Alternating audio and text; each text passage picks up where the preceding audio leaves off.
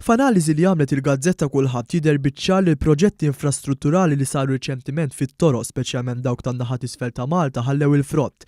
Dan jintwera biċ-ċar hekk kif ġie mqabbel it-tul ta' ħin li klijent tal-IKEBS kien qed idum fl-istess rotta u perjodu bejn l-2017 u l-2018. Differenza kbira li din il-kumpanija nnatat kien beħħal Balzan u Taslima, hekk kif is-sena l-oħra klijent kien jieħu madwar 37 minuta, issa qed jieħu 13 minuta biss, differenza ta' 24 minuta.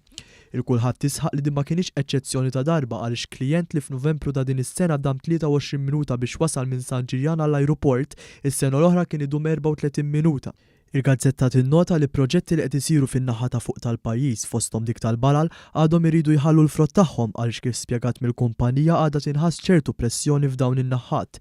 L-analiżi tal-Gazzetta turi wkoll li l-proġett ta' twessih fil-Marsa Ħamrun Bypass ħalla riżultati pożittivi ferm, filwaqt li turi li l-ħin tal-ivvjaġġar filgħodu aktar b'saħħtu minn dak ta' filgħaxija u dan jista' jkun ir-riżultat pożittiv li ħallit l-inizjattiva ta' trasport b'xejn għal eluf ta' studenti. Marvin Briffa miċ-ċentru tal-loġistika tal-IKEBS saħaq l-akbar tibdil pożittiv kien minn San Ġiljan għan-naħa t'isfel ta' Malta, fejn jidher tibdil sostenzjali fil-ħin meta mqabbel mas-sena l-oħra.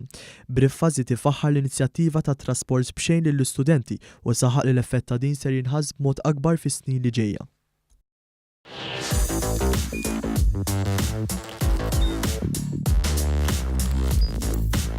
Idħol fuq one.com.mt u hemmhekk tista' tara l-programmi kollha li jxandru fuq One permezz ta' One Play.